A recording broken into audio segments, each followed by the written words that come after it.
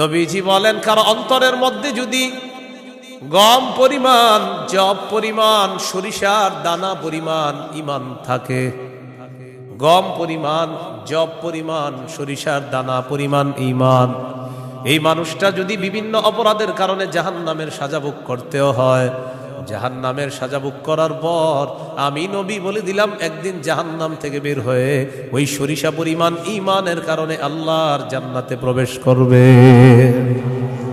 খাঁটি ঈমান, বিশুদ্ধ ঈমান, এটার মধ্যে কোনো ঝামেলা করা যাবে না। আল্লাহ কথাগুলা বুঝার তৌফিক দান করেন।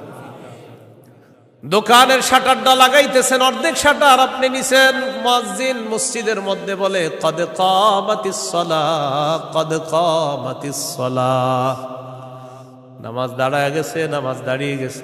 এই টাইমে কাস্টমার এসে কয় 10,000 টাকার সদায় লাগবে, টেনশনে পড়ে গেলেন, নামাজ 10,000, নামাজ 10,000, নামাজ 10,000, পুরাই টেনশনে আছে।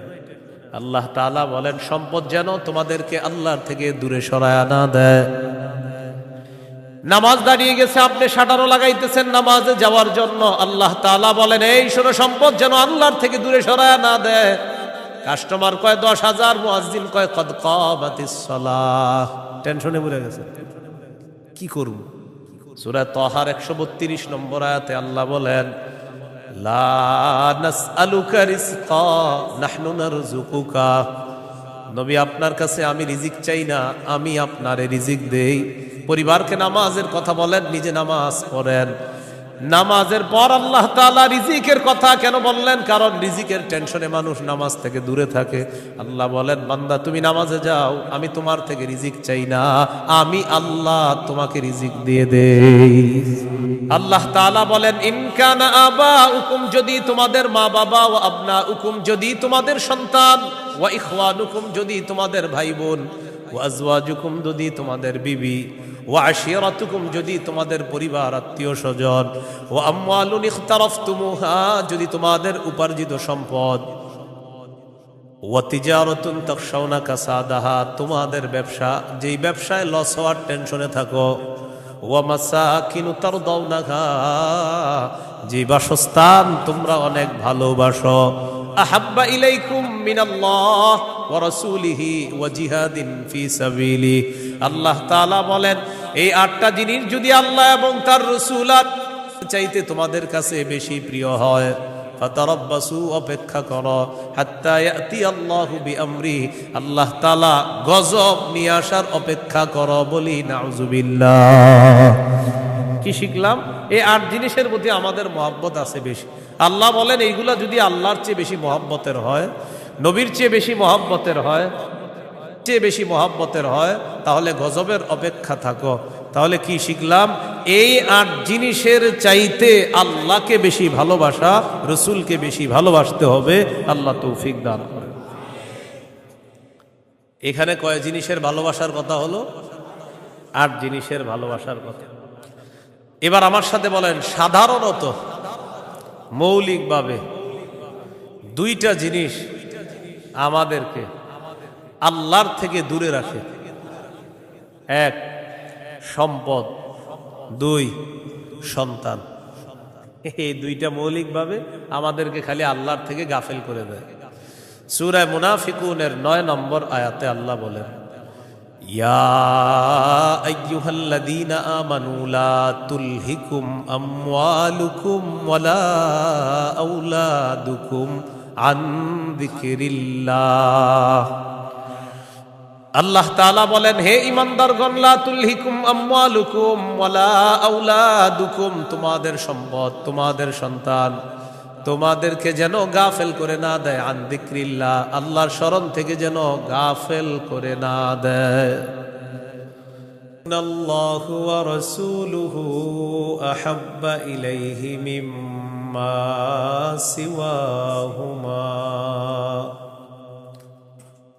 ওয়া আন ইউহিব্বাল মারআ লা ইউহিব্বুহু ইল্লা লিল্লাহ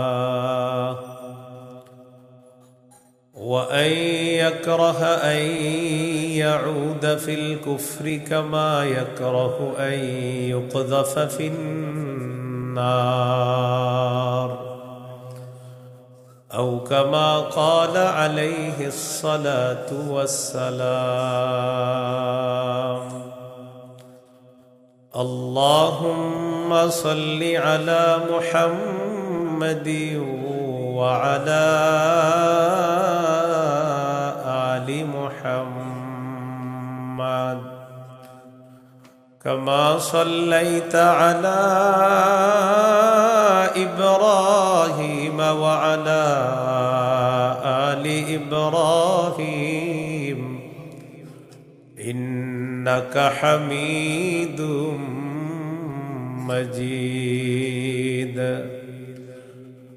اللهم بارك على محمد وعلى آل محمد كما باركت على إبراهيم وعلى آل إبراهيم إنك حميد مجيد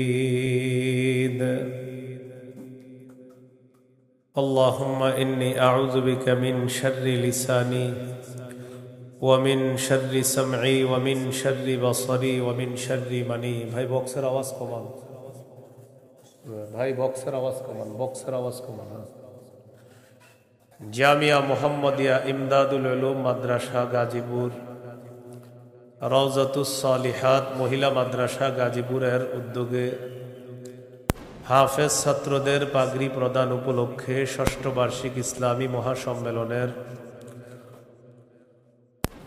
গুরুত্বপূর্ণ আলোচনা পেশ করবেন আল্লামা মুফতি মিজানুর রহমান সাঈদ, প্রতিষ্ঠাতা পরিচালক শায়েখ Zakaria Islamic research centre Dhaka, প্রধান পৃষ্ঠপোষক অত্র জামিয়া। আল্লামা মুফতি আজিম উদ্দিন দামাত বরকাতুহুমুল আলিয়া, শাইখুল হাদিস জামিয়া নূরিয়া কামরাঙ্গীরচর ঢাকা। গুরুত্বপূর্ণ আলোচনা করবেন মাওলানা হাফিজুর রহমান সিদ্দিক কুয়াকাটা, মোহতামিম জামিয়া তালিমিয়া মাদ্রাসা আদর্শনগর ঢাকা। মুফতি আব্দুল হালিম মুফাসসিরে কোরআন খুলনা, মুফতি উবাইদুল্লাহ বিন সাঈদ ইমাম ও খতিব 22 মাইল কেন্দ্রীয় জামে মসজিদ কোনাবাড়ি গাজীপুর। উপস্থিত হযরত উলামায়ে কেরাম, মুসলমান ভাইয়েরা, আল্লাহ তাআলার দরবারে শুকরিয়া আদায় করছি। ভাই আওয়াজ বাড়ায়েন না, এক তো বক্সের আওয়াজ কমানোর পরে মাইক বাড়াইছেন, আবার বাড়ায়েন না, কমান আওয়াজ, কমান পরে বাড়ায়েন, আমার সময় যত পারেন কমান, আরো কমায় দিবেন। হ্যাঁ, উপস্থিত হযরত, ঠিক আছে এবার উপস্থিত হযরত উলামায়ে কেরাম, মুসলমান ভাইয়েরা, আল্লাহ তাআলার দরবারে শুকরিয়া আদায় করছি। আল্লাহ আমাদেরকে এই মাহফিলে উপস্থিত হওয়ার তৌফিক দান করেছেন, বলি আলহামদুলিল্লাহ।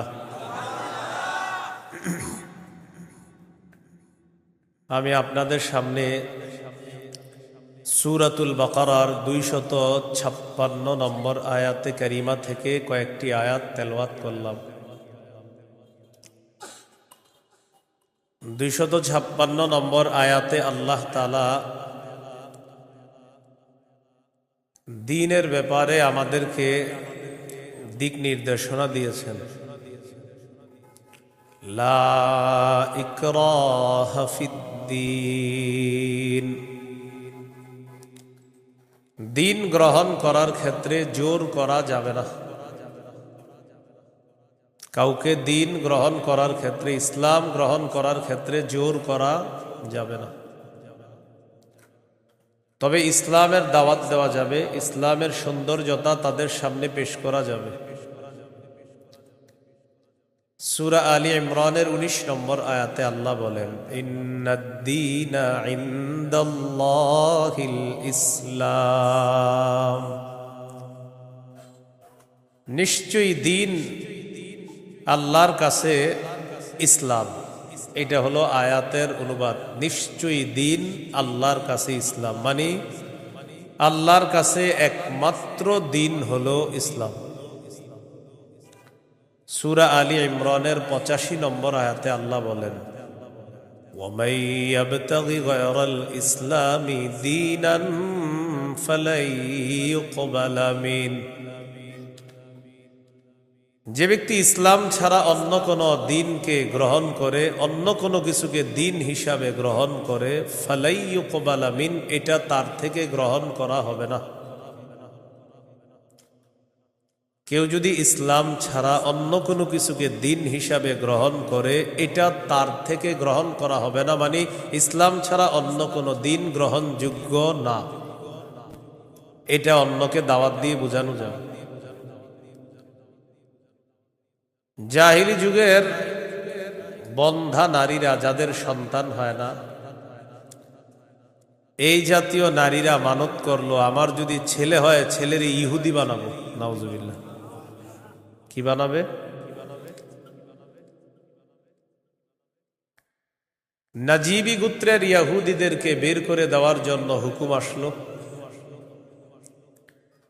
ইহুদিদের আত্মীয় স্বজন যারা আছে তারা চিন্তা করলো, আমাদের আত্মীয় স্বজন যারা, তাদেরকে মুসলমান বানায়া মদিনায় রেখে দিই।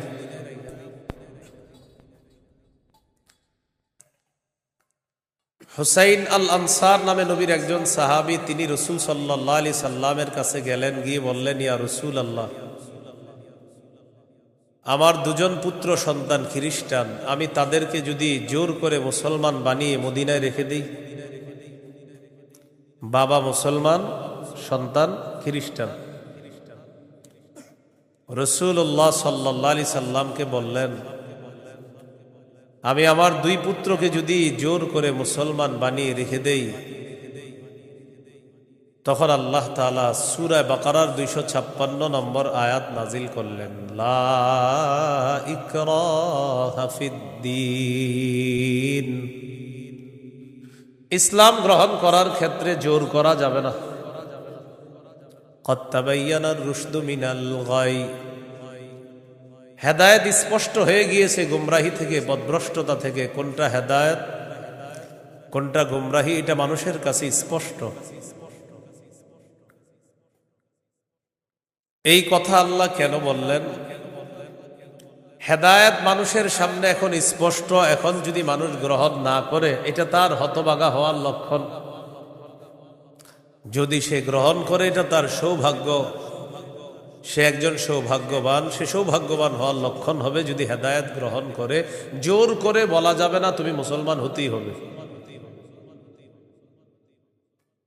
ফামান ইয়াকফুর বিত-তাগুতি ওয়া ইউমিন বিল্লাহ ফাকাদ ইসতামসাকা বিল উরওয়াতিল ওয়াসকা লা ইনফিসামা লাহা। হেদায়েত স্পষ্ট হয়ে যাওয়ার পরেও যারা তাগুতকে অস্বীকার করবে, আল্লাহকে যারা বিশ্বাস করবে, হেদায়েত আর গুমরাহি দুইটা স্পষ্ট হয়ে যাওয়ার পর যারা তাগুতকে অস্বীকার করবে তথা পথভ্রষ্টতাকে বর্জন করবে, ওয়া ইউমিন বিল্লাহ, আর যারা আল্লাহকে বিশ্বাস করবে, ফাকাদ ইসতামসাকা বিল উরওয়াতিল ওয়াসকা, সে এমন এক মজবুত হাতলকে আঁকড়ে ধরলো, লা ইনফিসামা লাহা, যেই মজবুত হাতল কখনো ছুটে যাওয়ার সম্ভাবনা নাই। এমন এক মজবুত হাতল, যেই মজবুত হাতল তাকে জান্নাতে পৌঁছায় দিয়েছে। এটা হলো তাওহীদ। বলেন, এটা কি? তাওহীদ। তাগুত দ্বারা উদ্দেশ্য হলো যত সীমালঙ্ঘনকারী আছে সবাই। আল্লাহ তাআলা বলেন, ফামান ইয়াকফুর বিত-তাগুতি ওয়া ইউমিন বিল্লাহ, যারা তাগুতকে অস্বীকার করবে আর আল্লাহকে বিশ্বাস করবে, ফাকাদ ইসতামসাকা বিল উরওয়াতিল ওয়াসকা লা ইনফিসামা লাহা, তারা এমন এক মজবুত হাতল আঁকড়ে ধরলো যেটা ছুটে যাওয়ার সম্ভাবনা নাই, বিচ্ছিন্ন হওয়ার সম্ভাবনা নাই।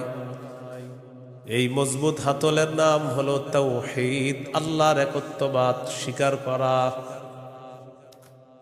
তাওহীদের মৌলিক 4টি শর্ত। প্রিয় ভাইয়েরা, কয় শর্ত? 1 নম্বর, আল্লাহ ছাড়া কোনো ইলাহ নাই এই বিশ্বাস নিয়ে মৃত্যুবরণ করা। 2 নম্বর, আল্লাহ ছাড়া কোনো ইলাহ নাই এই কথা মুখে বলবো, পাশাপাশি এই কথায় সামান্যতম সন্দেহ করা যাবে না। 3 নম্বর, আল্লাহ ছাড়া কোনো ইলাহ নাই মুখে বলার পাশাপাশি অন্তরে বিশ্বাস করা। 4 নম্বর, সবচাইতে বেশি আল্লাহকে ভালোবাসা। এই হলো তাওহীদের 4 শর্ত। তাওহীদের কয় শর্ত? 1 নম্বর, আল্লাহ ছাড়া কোনো ইলাহ নাই এই বিশ্বাস নিয়ে মৃত্যুবরণ করা। 2 নম্বর, আল্লাহ ছাড়া কোনো ইলাহ নাই এই কথায় সন্দেহ করা যাবে না। 3 নম্বর, আল্লাহ ছাড়া কোনো ইলাহ নাই এটা মুখে বলা, অন্তরে বিশ্বাস করা। 4 নম্বর, আল্লাহকে সবচেয়ে বেশি ভালোবাসা। এই হলো তাওহীদের 4 শর্ত। বাইরের মাইকের আওয়াজ আবার বাড়াইছেন, ঠিক না? ওইটা কমান, ওইটাও কমান। আপনি পরে বাড়ান, আমার বয়ানটা একটু কমান না, সমস্যা নেই। বুঝে না কিছু, মানে আমি এটা আপনার জন্য ভালো। আরো বুঝে না, এর কথা হলো ফাটাইতে হবো, বুঝতে হবো আমার মাইক এরকম এরকম। আমি তো বলছি না খারাপ, আমি বলছি খারাপ, আমি তো ভালোই বলছি। আমি বয়ান করতে সামনে দাওয়াত দিয়ে না, এত মাইক লাগাইলে। কিন্তু বারবার মাহফিলে বলি, মাইক কম হবে ওই মাহফিলে দাওয়াত অটোমেটিক পাবেন, বেশি মাহফিল মাইক হবে আর দাওয়াত পাবেন না। সোজা হিসেব, আমার বয়ানে মাইক কম থাকতে হবে, এটা আমি আলাদা বিষয়। মাইক যত কম হবে, যদি আবেদন করেন যে হুজুর মাইক 2টা, তো দেখবেন আর দাওয়াত আগে দিব আপনার। মাইক বেশি লাগাবেন, আমার পাবেন না, সোজা হিসাব। মাইক কমাইতে হবে আমার বয়ানে কারো যেন কোনো ক্ষতি না হয়, মাথায় রাখবেন। তাওহীদের 4টা শর্ত। 1 নম্বর, আল্লাহ ছাড়া কোনো ইলাহ নাই এই বিশ্বাস নিয়ে মৃত্যুবরণ করা। 2 নম্বর, আল্লাহ ছাড়া কোনো ইলাহ নাই এই কথায় সামান্য সন্দেহ করা যাবে না। 3 নম্বর, আল্লাহ ছাড়া কোনো ইলাহ নাই এটা মুখেও বলা, অন্তরে বিশ্বাস করা। 4 নম্বর, আল্লাহকে সবচেয়ে বেশি ভালোবাসা। 1 নম্বর শর্ত, আল্লাহ ছাড়া ইলাহ নাই এই বিশ্বাস নিয়ে মৃত্যুবরণ করা। সহিহ বুখারীর 26 নম্বর হাদিস। এই হাদিসের বর্ণনাকারী উসমান রাদিয়াল্লাহু তাআলা তিনি বলেন, عن عثمان رضي الله تعالى عنه قال قال رسول الله صلى الله عليه وسلم من مات وهو يعلم أنه لا إله إلا الله دخل الجنة। নবীজি বলেন, কেউ যদি এই বিশ্বাস নিয়ে মারা যায় আল্লাহ ছাড়া কোনো ইলাহ নাই, আমি নবী বলে দিলাম দাখালাল জান্নাহ, সে জান্নাতে প্রবেশ করবে। সহিহ বুখারীর বর্ণনা 1237 নম্বর হাদিস, 1237।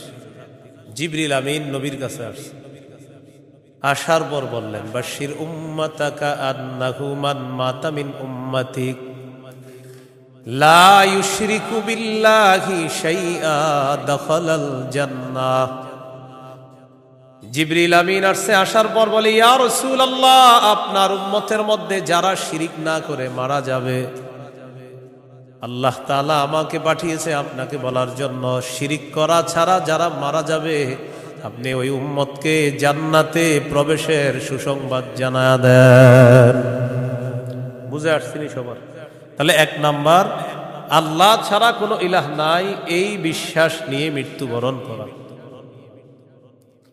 একদিন এক ফেরেশতা নবীজির কাছে আসছে।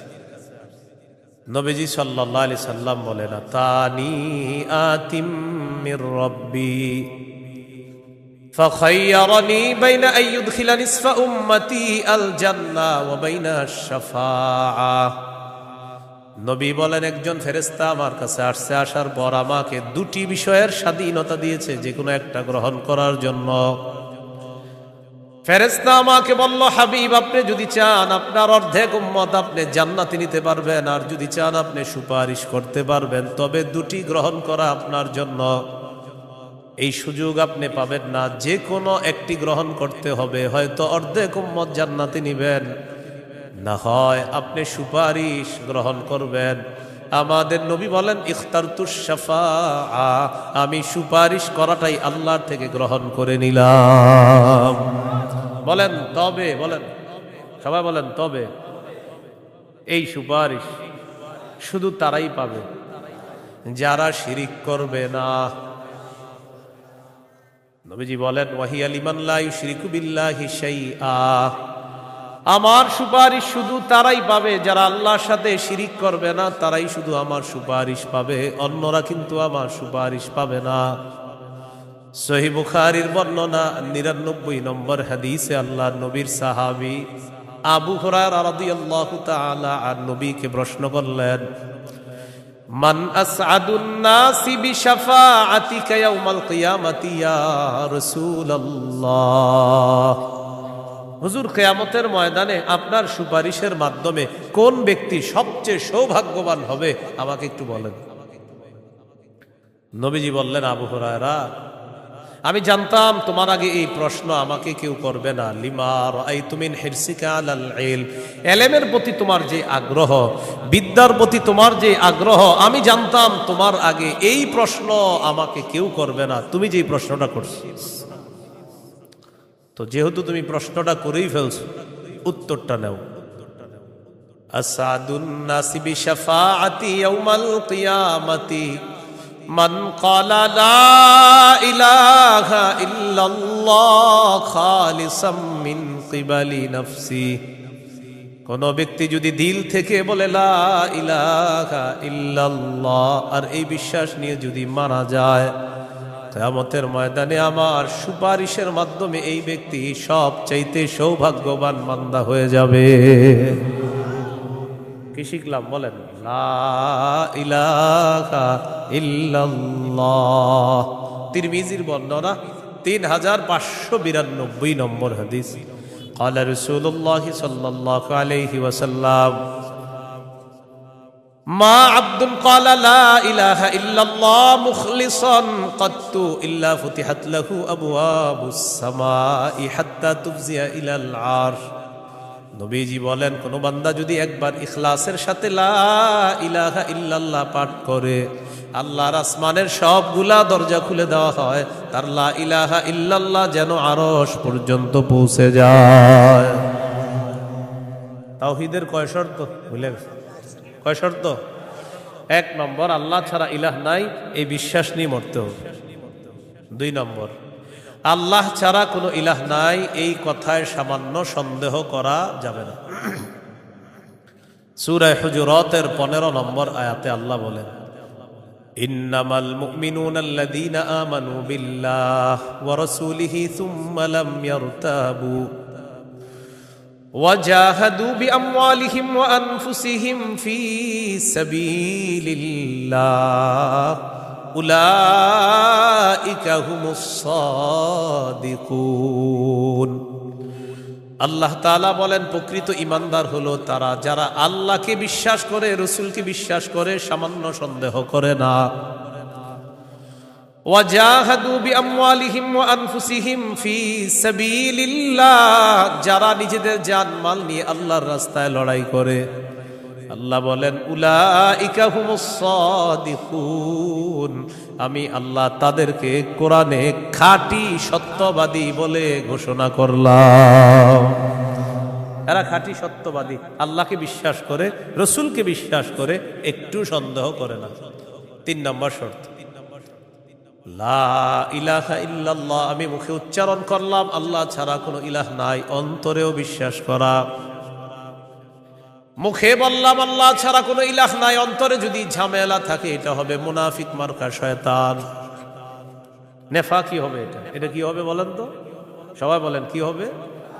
নেফাকি হবে। মুখে বলতে হবে, অন্তরেও স্বীকার করতে হবে। সূরাতুল ফাতহির ১১ নম্বর আয়াতে আল্লাহ বলেন, ইয়াকুলুনা বিআলসিনাতিহিম মা লাইসা ফি কুলুবিহিম, তারা তাদের মুখ দিয়ে এমন কথা বলে যা তাদের অন্তরের কথা না। তাহলে বলেন তো, তাওহীদের ৩ নম্বর শর্ত, মুখে বললাম একটা আর অন্তরে আরেকটা, শর্ত পূরণ হবে? মুখে যা বলবো অন্তরেও তা যদি হয়, এটা ৩ নম্বর শর্ত পূরণ হবে। অন্তরে যদি ঈমান সরিষার দানা পরিমাণও হয় একদিন জান্নাতে যাবে। সহিহ বুখারীর 44 নম্বর হাদিস। قال رسول الله صلى الله عليه وسلم يخرج من النار من قال لا إله إلا الله وفي قلبه وزن شعيرة من خير وفي قلبه وزن برة من خير وفي قلبه وزن ذرة من خير। নবীজি বলেন, কার অন্তরের মধ্যে যদি গম পরিমাণ, জব পরিমাণ, সরিষার দানা পরিমাণ ঈমান থাকে, গম পরিমাণ, জব পরিমাণ, সরিষার দানা পরিমাণ ঈমান, এই মানুষটা যদি বিভিন্ন অপরাধের কারণে জাহান্নামের সাজা ভোগ করতেও হয়, জাহান্নামের সাজা ভোগ করার পর আমি নবী বলে দিলাম একদিন জাহান্নাম থেকে বের হয়ে ওই সরিষা পরিমাণ ঈমানের কারণে আল্লাহর জান্নাতে প্রবেশ করবে। খাঁটি ঈমান, বিশুদ্ধ ঈমান, এটার মধ্যে কোনো ঝামেলা করা যাবে না। আল্লাহ কথাগুলা বুঝার তৌফিক দান করেন। 4 নাম্বার শর্ত, সবচেয়ে বেশি আল্লাহকে ভালোবাসো। বলেন কাকে ভালোবাসো? সবাই আমার সাথে বলেন সাধারণত। বলেন আমরা 8টি জিনিসকে বেশি ভালোবাসি। 8 জিনিসের প্রতি আমাদের মহব্বত খুব বেশি। এই 8 জিনিসের চাইতেও আল্লাহকে, রসুলকে বেশি ভালোবাসতে হবে। কয় জিনিসের প্রতি টান আছে বেশি? 8 জিনিসের কথা আল্লাহ বলছে সূরা তাওবা 24 নম্বর আয়াত। আমি প্রথম আয়াতটা পড়ি, এরপর অনুবাদ করব, আমরা সবাই বলব।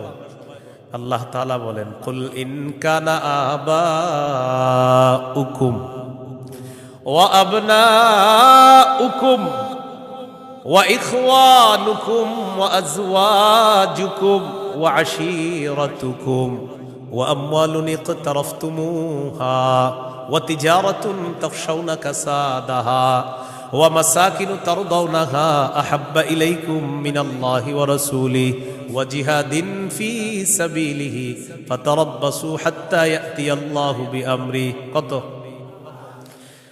আল্লাহ তাআলা বলেন, ইন কানা আবাউকুম, যদি তোমাদের মা বাবা, ওয়া আবনাউকুম, যদি তোমাদের সন্তান, ওয়া ইখওয়ানুকুম, যদি তোমাদের ভাই বোন, ওয়া আজওয়াজুকুম, যদি তোমাদের বিবি, ওয়া আশীরাতুকুম, যদি তোমাদের পরিবার আত্মীয় স্বজন, ওয়া আমওয়ালুন ইখতারাফতুমুহা, যদি তোমাদের উপার্জিত সম্পদ, ওয়া তিজারাতুন তাখশাউনা কাসাদাহা, তোমাদের ব্যবসা, যেই ব্যবসায় লস হওয়ার টেনশনে থাকো, ওয়া মাসাকিনু তারদাউনাহা, যে বাসস্থান তোমরা অনেক ভালোবাসো, আহাব্বা ইলাইকুম মিনাল্লাহ ওয়া রাসূলিহি ওয়া জিহাদিন ফি সাবিলি। আল্লাহ তাআলা বলেন, এই 8টা জিনিস যদি আল্লাহ এবং তার রাসূল আর চাইতে তোমাদের কাছে বেশি প্রিয় হয়, ফাতারাব্বাসু, অপেক্ষা করো, হাত্তা ইয়াতিয়াল্লাহু বিআমরি, আল্লাহ তাআলা গজব নিয়ে আসার অপেক্ষা করো। বলি নাউযুবিল্লাহ। কি শিখলাম? এই 8 জিনিসের প্রতি আমাদের মহব্বত আছে বেশি। আল্লাহ বলেন, এইগুলা যদি আল্লাহর চেয়ে বেশি মহব্বতের হয়, নবীর চেয়ে বেশি মহব্বতের হয়, বেশি মহব্বতের হয়, তাহলে গজবের অপেক্ষা থাকো। তাহলে কি শিখলাম? এই 8 জিনিসের চাইতে আল্লাহকে বেশি ভালোবাসা, রসুলকে বেশি ভালোবাসতে হবে। আল্লাহ তৌফিক দান করে। এখানে কয় জিনিসের ভালোবাসার কথা হলো? 8 জিনিসের ভালোবাসার কথা।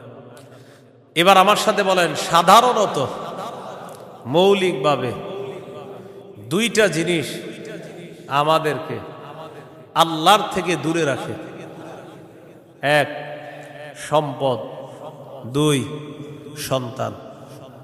এই 2টা মৌলিকভাবে আমাদেরকে খালি আল্লাহর থেকে গাফেল করে দেয়। সূরা মুনাফিকুনের 9 নম্বর আয়াতে আল্লাহ বলেন, ইয়া আইয়ুহাল্লাযীনা আমানু লা তুলহিকুম আমওয়ালুকুম ওয়ালা আওলাদুকুম আন যিকরিল্লাহ। আল্লাহ তাআলা বলেন, হে ঈমানদারগণ, লা তুলহিকুম আমওয়ালুকুম ওয়ালা আওলাদুকুম, তোমাদের সম্পদ, তোমাদের সন্তান তোমাদেরকে যেন গাফেল করে না দেয়, আন যিকরিল্লাহ, আল্লাহর স্মরণ থেকে যেন গাফেল করে না দেয়।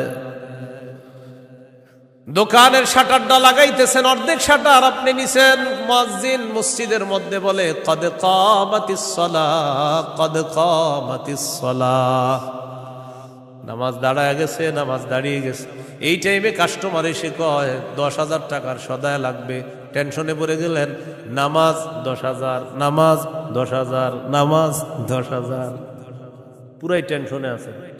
আল্লাহ তাআলা বলেন সম্পদ যেন তোমাদেরকে আল্লাহর থেকে দূরে সরায় না দেয়। নামাজ দাঁড়িয়ে গেছে, আপনি শাটারও লাগাইতেছেন নামাজে যাওয়ার জন্য, আল্লাহ তাআলা বলেন এই শোনো সম্পদ যেন আল্লাহর থেকে দূরে সরায় না দেয়।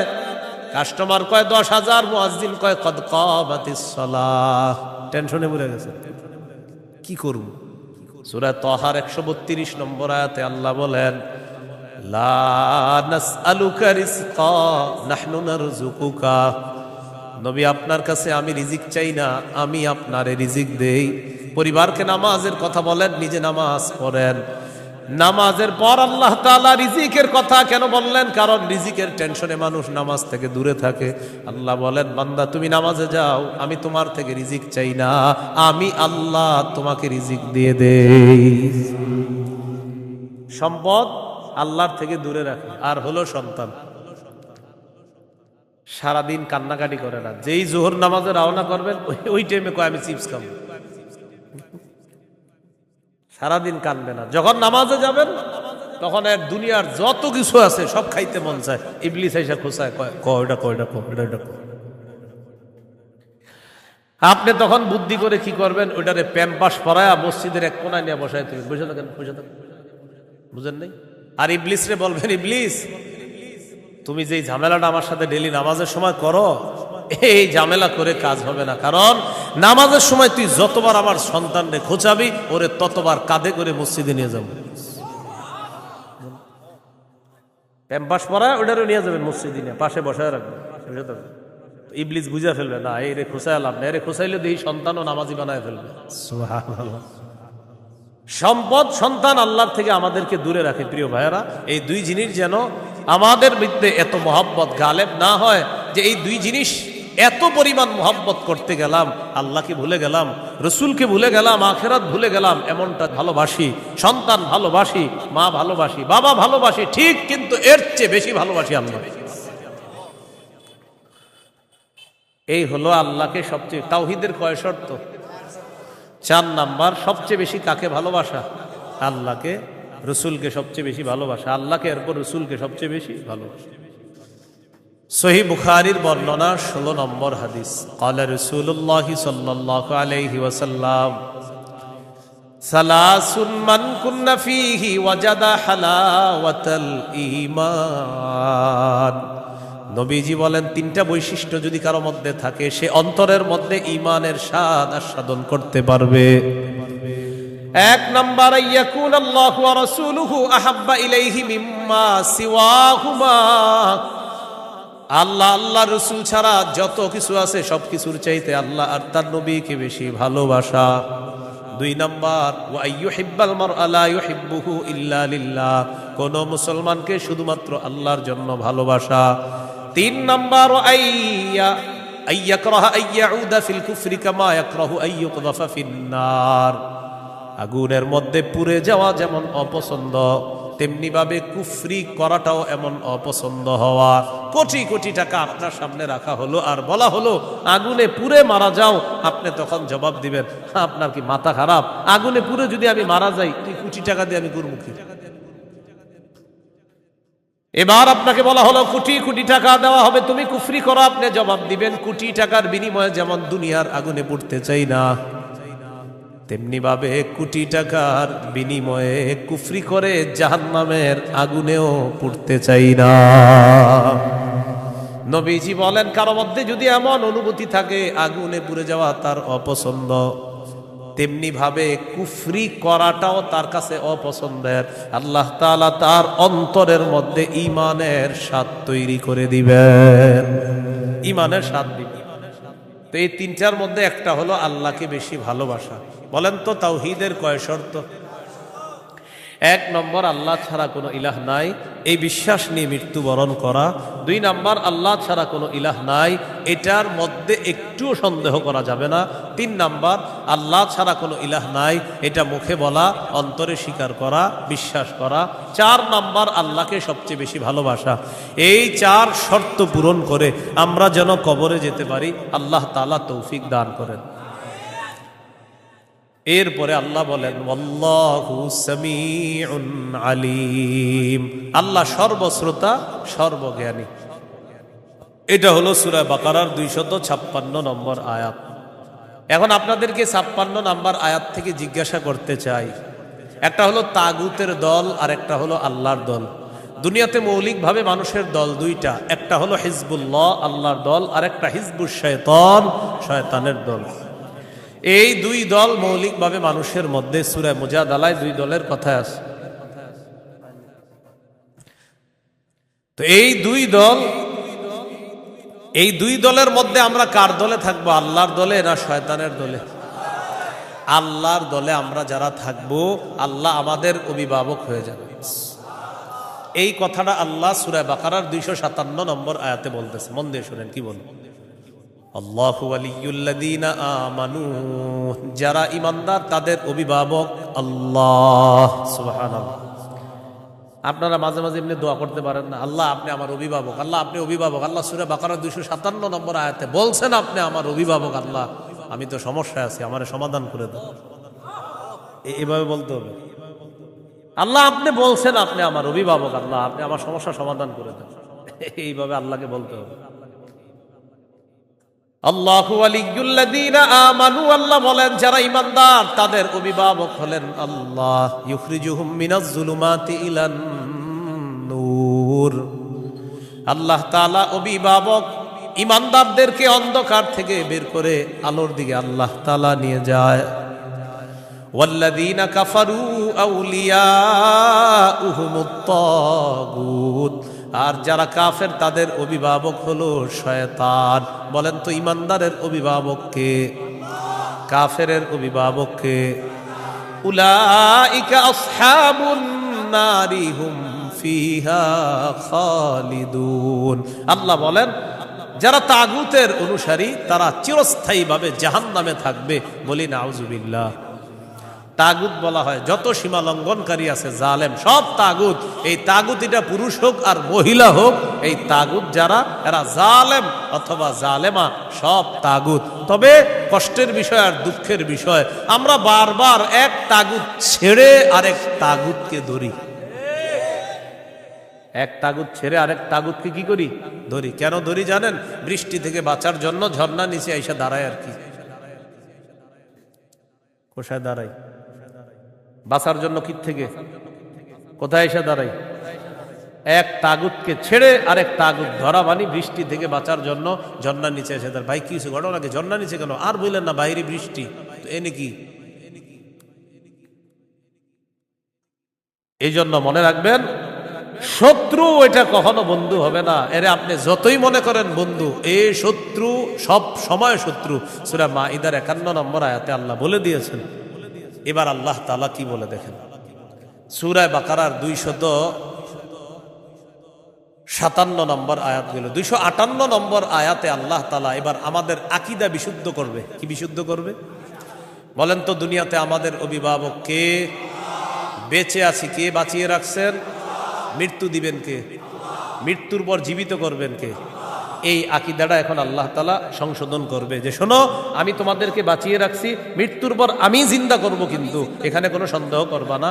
এই আকীদা 258, 259, 260 এই 3 আয়াতের মধ্যে আল্লাহ আমাদেরকে আকীদা দিয়ে দিবেন, দুনিয়াতে যেমন তোমাদেরকে রাখছি আমি, আখিরাতেও তোমাদেরকে আবার পুনরুত্থান করব, এই ক্ষমতাও আমি আল্লাহর। সূরা বাকারা 258, 259, 260 দেখেন কি বলে।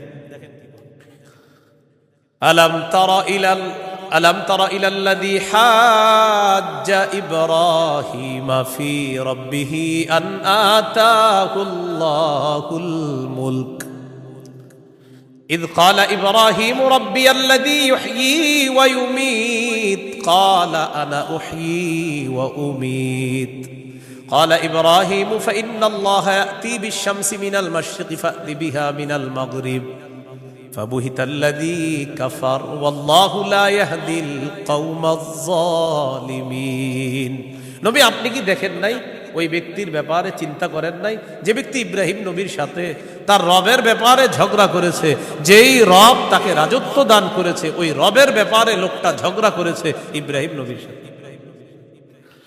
আল্লাহ তাআলা বলেন এই ব্যক্তি হলো বাবেল শহরের বাদশাহ নমরুদ। ইব্রাহিম নবীর সাথে ঝগড়া লাগছে, এই কারণে নমরুদকে আল্লাহ তাআলা রাজত্ব দান করছে। রাজত্ব পাওয়ার পর নমরুদ কয় আমি খোদা। ইব্রাহিম নবী বললেন আমার রব রব্বি আল্লাযী ইহয়ী ওয়া ইউমীত, আমার রব হলেন তিনি যিনি জীবন দেয়, যিনি মৃত্যু দান করেন। নমরুদ পাল্টা জবাব দিয়ে বলে ক্বালা আনা উহয়ী ওয়া উমীত, আমিও তো জীবন দেই আমিও তো মৃত্যু দেই। নাউজুবিল্লাহ। হ্যাঁ, ইব্রাহিম নবী বললেন রব তিনি যিনি জীবন দেয় মৃত্যু দেয়। নমরুদ কথা আমিও তো জীবন দিই মৃত্যু দিই। ইব্রাহিম নবী তাহলে কি করতে হবে? আমারও রব মানো, কারণ আমিও জীবন দিই মৃত্যু দিই। ইব্রাহিম নবী বললেন কিভাবে? জেলখানা থেকে দুইজন আসামি ধরে আনছে, একজনকে মেরে ফেলছে আর একজনকে ছেড়ে দিছে। মারার পর বলে এই যে দেখো আমি মৃত্যু দিলাম, ছেড়ে দেওয়ার পর বলে এই যে দেখো আমি জীবন দিলাম। কি ইন্টারন্যাশনাল পদ্ধতির জীবন মৃত্যু! হ্যাঁ, দুইজনকে ধরে আনছে, একটাকে হত্যা করছে আর একটাকে ছেড়ে দিছে। হত্যা করার পর বলে দেখো জীবন দিলাম মৃত্যু দিলাম, জীবন দিলাম কিভাবে? আর একটাকে ছেড়ে দিছে, এটা ছেড়ে দেওয়ার পর বলছে আমি তাকে জীবন দিলাম। আপনারা বলেন এটা কি জীবন মৃত্যু? ইব্রাহিম নবী চিন্তা করলেন এরে এমন এক কথা বলে আটকাইতে হবে যেই কথার পরে আর ঝগড়া করবে না। قال إبراهيم فإن الله يأتي بالشمس من المشرق فأت بها من المغرب। ইব্রাহিম নবী বললেন আমার রব আল্লাহ প্রতিদিন সূর্য পূর্ব দিক থেকে উঠায়, তুমি পশ্চিম দিক থেকে উঠায় দাও। তুমিও তো রব, তোমার দাবি অনুযায়ী। নাউজুবিল্লাহ।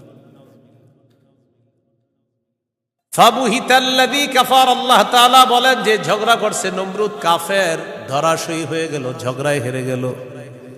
মুফাসসিরিনে কেরাম বলেন নমরুদ পাল্টা বলতে পারতো ইব্রাহিম আমি সূর্য পশ্চিম দিক থেকে উঠাতে পারবো না, তোমার রব আল্লাহ প্রতিদিন পূর্ব দিক থেকে সূর্য উঠায়, আমি তো পারবো না। তুমি তোমার রব আল্লাহকে বলো সূর্যটা যেন পশ্চিম দিক থেকে উঠায় দেখায় দেয়। মুফাসসিরিনে কেরাম বলেন নমরুদ বুঝে শুনেই পাল্টা চ্যালেঞ্জ দেয় নাই। কেন দেয় নাই? নমরুদ কিন্তু চ্যালেঞ্জ দিতে পারতো পাল্টা, ইব্রাহিম তুমি আমারে বললা আমি যেন সূর্য পশ্চিম দিক থেকে উঠাই, তোমার রব যেহেতু পূর্ব দিক থেকে উঠায়, তো পাল্টা প্রশ্ন করতে পারতো নমরুদ ইব্রাহিম আমি তো পারলাম না, তোমার রব আল্লাহকে বলো আল্লাহ যেন সূর্যটা পশ্চিম দিক থেকে উঠায় দেখায়। মুফাসসিরিনে কেরাম বলে নমরুদ এটা বুঝে শুনেই পাল্টা প্রশ্ন করে নাই, কারণ নমরুদ জানে এই প্রশ্ন করলে ইব্রাহিম চ্যালেঞ্জ গ্রহণ করবে, আল্লাহকে বলবে আল্লাহ সাথে সাথে সূর্য পশ্চিম দিক থেকে উঠায় দেখায়। আর এটা যদি করে ফেলে নমরুদের দল ছোট হয়ে যাবে, হালকা হয়ে যাবে। এই জন্য নমরুদ আর পাল্টা চ্যালেঞ্জ দেয় নাই। বলেন তো নমরুদকে রাজত্ব দিয়েছিল কে? দেওয়ার পর বলে আমি খোদা। কি বলে? আমি খোদা। এই জন্য প্রিয় ভাইয়েরা সামনের দিকে যাদেরকে আমরা শাসন ক্ষমতায় বসাবো, যাদেরকে আমরা দায়িত্ব দিব, বুঝে শুনে দায়িত্ব দিতে হবে। কি শুনে? বলেন আমার সাথে প্রতিদিন 2 রাকাত অতিরিক্ত নফল নামাজ পড়ব, পড়ার পর 3টা দোয়া করব। 1 নাম্বার আল্লাহ, বলেন আল্লাহ কিয়ামতের আগে বাংলাদেশে আর কোন নারী প্রধান চাই না। হ্যাঁ, কি প্রধান চাই না? সবাই জোরে বলেন কেন? আরো জোরে বলেন, আরো জোরে, আরো জোরে। قال رسول الله صلى الله عليه وسلم لا يفلح قوم ولوا امرهم امرأتان। নবীজি বলেন ওই জাতি কিছুতেই কখনোই সফল হবে না যেই জাতি তাদের নেতৃত্বে কোনো নারীকে বসায় দেয়। আপনি বুঝেন আর না বুঝেন আমার নবীর কথা সঠিক। তো এই জন্য এই একটা বিষয়ে দোয়া করবেন। 2 নাম্বার দোয়া বলেন আল্লাহ মরার আগে বাংলাদেশে শরিয়া আইন দেখে যেতে চাই। কি আইন? দেয়ালে দেয়ালে লিখে দিবেন শরিয়া আইন চায় না তারা। বলেন, কোন না কোন অপরাধে অপরাধী যারা। বলেন আমার সাথে, শরিয়া আইন চায় না তারা, কোন না কোন অপরাধে অপরাধী যারা। চোর শরিয়া আইন চাইবে না, হাত কাটা যাবে। ধর্ষক শরিয়া আইন চাইবে না, তাকে পাথর মেরে হত্যা করা হবে, তার উপর ইসলামের শাস্তি প্রয়োগ করা হবে। এই জন্য ধর্ষক চাইবে না, চোর চাইবে না। আমাদের দেশে যদি আসলে শরিয়া আইন চালু হয়, বিগত দিনের শুধু চুরির বিচার করতে করতে সুপ্রিম কোর্ট হাইকোর্টের বিচারপতিরা ক্লান্ত হয়ে যাবে। শুধু চুরির বিচার হলে, কিসের বিচার? এটা 2 নাম্বার দোয়া করবেন। 3 নাম্বার দোয়া বলেন, আল্লাহ আমাদের দেশে এমন একজন শাসক দিয়ে দেন, যেই শাসক মৌলিক 4টি কাজ করবে। 1 নাম্বার নামাজ কায়েম করবে, 2 নাম্বার যাকাত প্রতিষ্ঠিত করবে, 3 নাম্বার সৎ কাজের আদেশ করবে, 4 নাম্বার অসৎ কাজের নিষেধ করবে। সবাই বলেন দলিল, বলেন দলিল। সূরা হজ 41 নম্বর আয়াত। কোন সূরা? কত নম্বর আয়াত? এই আয়াতে আল্লাহ বলেন, আল্লাযীনা ইম্মাক্কান্নাহুম ফিল আরদি আকামুস সালাহ ওয়া আতাউয যাকাতা ওয়া আমারু বিল মারুফি ওয়া নাহাউ আনিল মুনকার। আল্লাহ তাআলা বলেন, আমি যাদেরকে দুনিয়ার শাসন ক্ষমতায় বসাই তাদের মৌলিক কাজ হবে 4টা। 1 নাম্বার আকামুস সালাহ, তারা রাষ্ট্রীয়ভাবে নামাজ কায়েম করতে হবে। রাষ্ট্রের প্রত্যেকটা নাগরিক যেন নামাজ পড়ে, এই দায়িত্ব পালন করতে হবে। 2 নাম্বার ওয়া আতাউয যাকাত, যাকাতের বিধান রাষ্ট্রীয়ভাবে চালু করতে হবে। আমাদের দেশে যদি রাষ্ট্রীয়ভাবে যাকাতের বিধান চালু হয়ে যায়, আর সব ধনীরা যদি 1 বছর যাকাত আদায় করে, কয় বছর? ওই বছর সুদ বলবে, যাকাত তুমি ভালো থেকো, আমি সুদ বিদায় নেই। কয় বছর? 1 বছর যদি যাকাত যারা দেয়, এরা যদি দেয়, সুদ বলবে, যাকাত তুমি থাকো, আমি চলে যাই, কারণ আমার আর থাকার জায়গা নাই। বলেন আমার সাথে, সুদে ফকির আরো ফকির হয়, যাকাতে ফকির আরো ধনী হয়। দলিল ইবনে মাজাহ 2279 নম্বর হাদিস। আবার বলেন, বলেন, সুদে ফকির আরো ফকির হয়, যাকাতে ফকির ধনী হয়। বলেন আমাদের এই রাষ্ট্র সুদ ভিত্তিক হওয়ার কারণে এখন আমরা সবাই মোটামুটি ভিক্ষুক। কারণ আমাদের প্রত্যেকের মাথা পিছু 1,07,000 টাকা ঋণ। তো আপনি কোথায় ধনী? সুদের শেষ পরিণতি ভিক্ষা। এটা আপনার যদি বুঝে না আসে, কিছু করার নাই। আমার নবীর কথা যেটা বলবে নবী, আজ হোক কাল হোক, সেটা ফলবেই, কোনো সন্দেহ নেই। তো আমরা দাবি করি 90% মুসলমান, এখানে অর্থ ব্যবস্থা সুদ ভিত্তিক। এই জন্য আমরা স্লোগান পাল্টাবো, বলেন দারিদ্র বিমোচনে সুদ নয় যাকাত। বলেন তো দারিদ্র বিমোচনে কি? দারিদ্র বিমোচনে সুদ নয় যাকাত। এগুলা দেয়ালে লিখে দিবেন যে দারিদ্র বিমোচনে সুদ নয় যাকাত। লিখে দিবেন দারিদ্র বিমোচনে সুদ নয় যাকাত। লিখবেন সুদে ফকির আরো ফকির হয়, যাকাতে ফকির আরো ধনী হয়। নমরুদকে রাজত্ব দিছে আল্লাহ তাআলা, সে এখন বলে আমি খোদা। বলেন নাউজুবিল্লাহ। বলেন জীবন মৃত্যু কে দেয়? এটা হলো সূরা বাকারা 258 নম্বর আয়াত। 259 নম্বর আয়াতটা শোনার আগে আগে বুঝেন। এক ব্যক্তি এক এলাকার সামনে দিয়ে যাইতেছে, যাওয়ার সময় দেখে কি এলাকার সবগুলা ঘর বাড়ি ছাদের উপরে পড়ে রয়েছে, নিচে ছাদ, উপরে ঘর বাড়ি। আপনাদের এলাকার ছাদ কি নিচে থাকে না বাড়ির উপরে থাকে? কয়েকজন কইছে, মানে অন্যদের ঘর বাড়ির ছাদ নিচে থাকে। ঘর বাড়ির ছাদ কই থাকে? এটা প্রথমে বললেন না কেন? মানে প্রথমে কয়েকজন কইছে কয়েক উপরে, মানে অন্যদের ছাদগুলা নিচে। আপনাদের ঘর বাড়ির ছাদ কই? তো এই কথাটা প্রথমে বললে সমস্যা ছিল কি? এক ব্যক্তি যাইতেছে এক এলাকার সামনে দিয়ে, যাওয়ার সময় দেখে ঘর বাড়ি সব ধ্বংস হয়ে পইরা রয়েছে, নিচে হইল ছাদ, উপরে ঘরবাড়ি। উনি এই বিষয়ে দেখা সাথে সাথে বললেন, আল্লাহু আকবার, আল্লাহ কত মহান, এদেরকে ধ্বংস করলেন আল্লাহ, আবার আল্লাহ কিভাবে জিন্দা করবে, এটা ওনার সন্দেহ না, এটা ওনার কি না সন্দেহ না, এটা উনি বিস্ময় প্রকাশ করতেছে, আল্লাহ কত মহান, আবার কিভাবে আল্লাহ জিন্দা করবে, এটা মুখ দিয়ে বলে ফেলছে। সাথে সাথে আল্লাহ তাকে মৃত্যু দিচ্ছে, 100 বছর মৃত অবস্থায় রাখছে। কয় বছর? 100 বছর মৃত অবস্থায় রাখছে। 100 বছর পর জিন্দা করছে। জিন্দা করার পর তাকে জিজ্ঞাসা করলেন, আপনি কয় বছর মৃত অবস্থায় ছিলেন? তো জবাব দিলেন, 1 দিন বা আধা দিন। আল্লাহ তাআলা বললেন, আপনি 100 বছর ছিলেন মরা। কয় বছর? ওই যে উনি বলছিলেন মরাকে আল্লাহ কিভাবে জিন্দা করবে, আল্লাহ দেখাই দিতেছে। আপনার খানা পানির দিকে তাকান, তো তাকাইছে খানা পানির দিকে, তাকায় দেখে খানা পানি পচে নাই। সুবহানাল্লাহ। কয় বছর? এবার আপনার গাদার দিকে তাকান, তো তাকাইছে গাদার দিকে, গাদাটার কি অবস্থা দেখে কি গাদা পচে গলে মরে মাটির সাথে মিশে গেছে। আল্লাহ তাআলা বুঝায়, এই জন্যই তো আমি আল্লাহ। সুবহানাল্লাহ।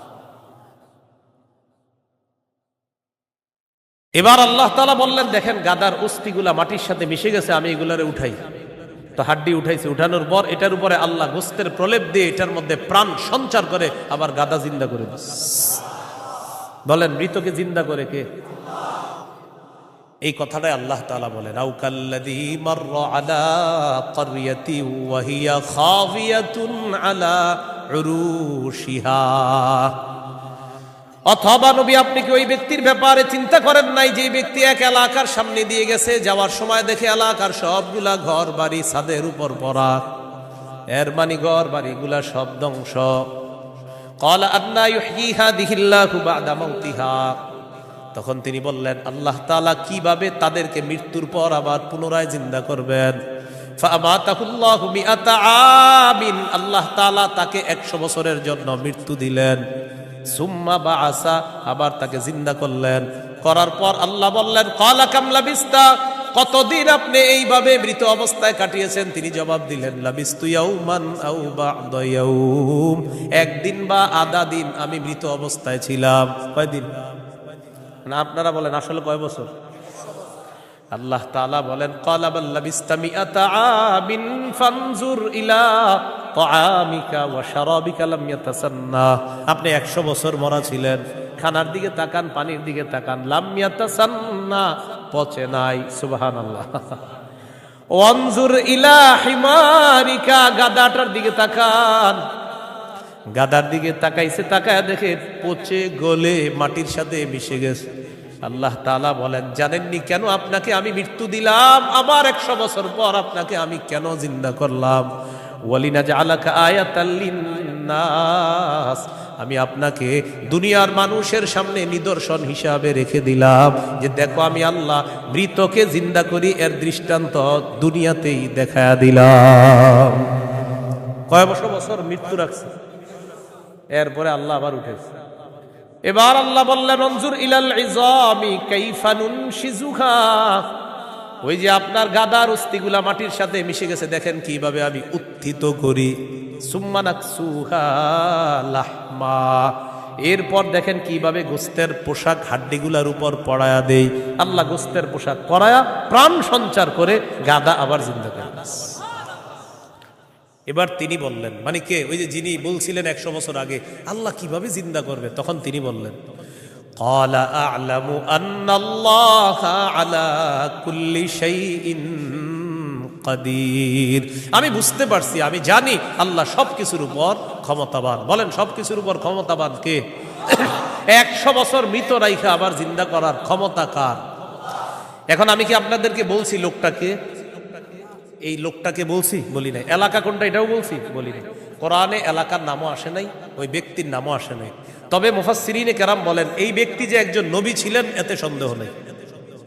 উনি একজন কি ছিলেন? নবী ছিলেন, এতে কোনো সন্দেহ নেই। এটা হলো মুফাসসিরিনে কেরামের বক্তব্য। মুআররিখিন যারা আছে, ঐতিহাসিকগণ, তারা বলেন আগে পরে গবেষণা করলে বোঝা যায় তিনি ছিলেন উজাইর আলাইহিস সালাম। কোন নবী? অথবা বলেন, অথবা আরমিয়া আলাইহিস সালাম, এটা একজন নবীর নাম। তাহলে ওই জনপদের সামনে দিয়ে যিনি গিয়েছেন তিনি একজন নবী ছিলেন, এই ব্যাপারটা স্পষ্ট। তবে তিনি কোন নবী ছিলেন, উজাইর নবী না আরমিয়া নবী, এই ব্যাপারে ঐতিহাসিকগণ বলেন তিনি হয়তো উজাইর নবী, না হয় আরমিয়া আলাইহিস সালাতু ওয়াস সালাম। এখন এলাকা এটা কোন এলাকা? ঐতিহাসিকগণ বলেন এলাকাটা বাইতুল মুকাদ্দাসের বুখতে নসর যে এলাকা দখল করেছিল, ওই বুখত নসরের এলাকাটা ইতিহাস গবেষণা করলে বোঝা যায় ওই এলাকাটা আল্লাহ ধ্বংস করার পর তখন ওই নবী এলাকার সামনে দিয়ে গিয়েছিলেন। তাহলে এলাকার নাম সরাসরি কোরআনে নাই, এলাকার নাম সরাসরি হাদিসে নাই, নবীর নাম সরাসরি কোরআনে নাই, নবীর নাম সরাসরি হাদিসে নাই। মুফাসসির এবং ঐতিহাসিকগণ গবেষণা করে বলেন আগা গোড়া এটা গবেষণা করলে বোঝা যায় নবী ছিলেন হযরত উজাইর অথবা আরমিয়া, আর এলাকাটা ছিল বাইতুল মুকাদ্দাস। এই হলো সূরা বাকারার 259 নম্বর আয়াত। সূরা বাকারার 260 নম্বর আয়াত। এই আয়াতেও আল্লাহ আমাদের আকীদা স্বচ্ছ করবে যে দেখো দুনিয়াতে আমি তোমাদেরকে জিন্দা রাখছি, আবার আমি মৃত্যু দিব, আবার তোমাদেরকে পুনরুত্থান করব, এই ক্ষমতা। বিসমিল্লাহির রহমানির রহিম। আল্লাহুম্মা লাকাল হামদু ওয়া লাকাশ শুকর। সূরা বাকারা 260 নম্বর আয়াত আল্লাহ বলেন وَإِذْ قَالَ إِبْرَاهِيمُ رَبِّ أَرِنِي كَيْفَ تُحْيِي الْمَوْتَى قَالَ أَوَلَمْ تُؤْمِنْ قَالَ بَلَى وَلَكِنْ لِيَطْمَئِنَّ قَلْبِي قَالَ فَخُذْ أَرْبَعَةً مِنَ الطَّيْرِ فَصُرْهُنَّ إِلَيْكَ ثُمَّ اجْعَلْ عَلَى كُلِّ جَبَلٍ مِنْهُنَّ جُزْءًا ثُمَّ ادْعُهُنَّ يَأْتِينَكَ سَعْيًا وَاعْلَمْ أَنَّ اللَّهَ عَزِيزٌ حَكِيمٌ। স্মরণ করুন ওই সময়কে যখন ইব্রাহিম নবী বললেন রব্বি আরিনি কাইফা তুহিল মাউতা, আল্লাহ আপনি আমাকে দেখান আপনি কিভাবে মৃতকে জিন্দা করেন। আল্লাহ তাআলা বললেন ক্বালা আওয়ালাম তুমিন, ইব্রাহিম আপনি কি বিশ্বাস করেন না? ইব্রাহিম নবী জবাব দিলেন ক্বালা বালা ওয়ালাকিন লিয়াতমাইন্না কলবি, আল্লাহ অবশ্যই বিশ্বাস করি, তবে আমার অন্তরের প্রশান্তির জন্য আমি জানতে চাই আল্লাহ আপনি কিভাবে মৃতকে জিন্দা করেন। ভাই 259 আর 260 নম্বর আয়াতে একটা বিষয় কিন্তু মনে রাখেন, আমি আবার বারবার বলতেছি কথাটা। 259 নম্বর আয়াতে ওই যে নবী বললেন আল্লাহ কিভাবে মৃতদেরকে জিন্দা করবেন, এটা কিন্তু নবীর সন্দেহ না। আবার বলছি এটা কি না? সন্দেহ না, বলেন বিস্ময়, কি উনি আশ্চর্য হচ্ছেন। আবার 260 নম্বর আয়াতে ইব্রাহিম নবী বলতেছে আল্লাহ আপনি আমারে দেখান কিভাবে মৃতকে জিন্দা করেন, এটাও ইব্রাহিম নবীর সন্দেহ না, বরং ইব্রাহিম নবী অন্তরকে শান্তি দিতে চায় আল্লাহ আপনি যে মৃতকে জিন্দা করেন এটা দেখলে আমার দিলে একটু ভালো লাগতো, শুধু এই কারণে আমি দেখতে চাই। তাহলে বিষয়টা কি সন্দেহ? নাউজুবিল্লাহ, কোন নবী সন্দেহ করতে পারে না। তো আল্লাহ তাআলা বললেন ক্বালা ফাকুজ আরবাতাম মিনাত তাইর, ইব্রাহিম আপনি 4টা পাখি ধরেন, ফাসুরহুন্না ইলাইকা, এই 4টি পাখি আপনি বসে আনেন, আপনার আয়ত্তে আনেন। আয়াতে আনার পর সুম্মা জাআল আলা কুল্লি জাবালিম মিনহুন্না জুজআ, 4টা পাখিকে আপনি চূর্ণ বিচূর্ণ করে টুকরা টুকরা করে ফেলবেন। টুকরা টুকরা করার পর এই পাখিগুলার টুকরা টুকরা বিভিন্ন পাহাড়ের মধ্যে আপনি ছিটায় দিবেন। কোন পাখির টুকরাটা কোন পাহাড়ের মধ্যে আছে এটা আপনার জানা নাই। এবার আপনি তাদের নাম ধরে আপনি ডাকবেন। আল্লাহ তাআলা বলেন আমার হুকুমে যেই যেই পাখির টুকরাগুলা যেই পাহাড়ের মধ্যে আছে ওই টুকরাগুলা আমি আল্লাহ প্রত্যেক পাহাড় থেকে আলাদা আলাদা করে একত্রিত করে অবিকল ওই পাখির মধ্যে প্রাণ সঞ্চার করে দিব। পাখি আপনার সামনে উঠতে উঠতে উপস্থিত হয়ে যাবে। তো আল্লাহ বলেন ফাসুরহুন্না ইলাইকা, এটা আপনি বসে আনেন, আয়াতটা আনেন। সুম্মা জাআল আলা কুল্লি জাবালিম মিনহুন্না জুজআ, এগুলার টুকরা টুকরা করে আপনি পুরা সব একসাথে করে ফেলবেন। এখন বলেন তো 4 পাখি একসাথে টুকরা টুকরা করলে কোন পাখির টুকরা কোথায় আছে এটা কি বলা যাবে? ইব্রাহিম নবীকে বললেন আলাদা আলাদা পাহাড়ের মধ্যে রেখে দেন। রাখার পর এবার আপনি ডাক দিবেন। ডাক দেওয়ার পর দেখবেন ওই আলাদা টুকরাগুলা একত্রিত হয়ে যেই যেই পাখির টুকরা আমি আল্লাহর হুকুমে ওই পাখির শরীরে যাবে, আমি প্রাণ সঞ্চার করে দিব, পাখি আপনার সামনে উঠতে উঠতে উপস্থিত হয়ে যাবে। শেষে আল্লাহ বলেন ওয়ালাম, জেনে রাখেন আল্লাহ আজিজুল হাকিম, আল্লাহ মহাপরাক্রমশালী, আল্লাহ মহাপ্রজ্ঞাময়। 3টি বিষয়। 1 নাম্বার বলেন আল্লাহর কাছে মনোনীত ধর্মের নাম কি? ইসলাম। ইসলামের দাওয়াত অন্যের সামনে দেওয়া যাবে কিনা? যাবে। ইসলাম গ্রহণে কাউকে কি জোর করা যাবে? দুই নম্বর, মৌলিকভাবে মানুষের দল কয়টা? দুইটা। একটা কার দল? আল্লাহর দল। আর একটা কার দল? শয়তান। ইমানদারের অভিভাবক কে? কাফেরদের অভিভাবক কে? শয়তান। তিন নম্বর, আমাদেরকে দুনিয়াতে জীবিত রাখছে কে? মৃত্যু দিবে কে? মৃত্যুর পর আবার জিন্দা করবেন কে? এই তিনটি বিষয় সূরা বাকারার 256 থেকে 260 নম্বর আয়াত পর্যন্ত আমরা জানলাম। আল্লাহ তাআলা আমাদের সকলকে আকীদা বিশুদ্ধ করে স্বচ্ছ করে আমরা যেন মরা। দুই নম্বর, আল্লাহ ছাড়া কোনো ইলাহ নাই, সন্দেহ করা যাবে না। তিন নম্বর, আল্লাহ ছাড়া কোনো ইলাহ নাই এটা মুখে বলা, অন্তরে বিশ্বাস করা। চার নম্বর, আল্লাহ ছাড়া কোনো ইলাহ নাই এই কথা তখন প্রমাণ হবে যদি আমি সবচেয়ে বেশি আল্লাহকে ভালোবাসি। বলেন তো কয় জিনিসকে সাধারণত বেশি ভালোবাসি আমরা? 8 জিনিস। এই 8 জিনিস থেকেও কাকে বেশি ভালোবাসতে হবে? আল্লাহ। আল্লাহ তাআলা আমাদের সকলকে আজকের সূরা বাকারার 256 থেকে 60 নম্বর আয়াত পর্যন্ত মৌলিক মূল তিনটি কথা ছিল। এক নাম্বার, আল্লাহর কাছে মনোনীত ধর্ম ইসলাম, এটা গ্রহণ করতে হবে, বাকি গ্রহণ করার ক্ষেত্রে কাউকে জোর করা যাবে না। দুই নাম্বার, একটা শয়তানের দল, একটা আল্লাহর দল। আল্লাহর দলের অভিভাবক আল্লাহ, শয়তানের দলের অভিভাবক মানে যারা, তাদের অভিভাবক হলো শয়তান। তাগুত যারা, যারা ইহুদি খ্রিস্টান, তাদের অভিভাবক হলো শয়তান। তিন নাম্বার, আল্লাহ জীবিত রাখছে, আল্লাহ মৃত্যু দিবেন, আল্লাহ আবার জিন্দা করবেন। এই আকীদা, বিশুদ্ধ স্বচ্ছ আকীদা নিয়ে যেন আমরা কবরে যেতে পারি। আল্লাহ তাআলা তৌফিক দান করেন। সুবহানাল্লাহি ওয়া বিহামদিহি, সুবহানাকাল্লাহুম্মা ওয়া বিহামদিকা, আশহাদু আল্লা ইলাহা ইল্লা আনতা, আস্তাগফিরুকা ওয়া আতুবু ইলাইক। আমিন ওয়া আখিরু দাওয়ানা আলহামদুলিল্লাহি রাব্বিল আলামিন। আসসালামু আলাইকুম।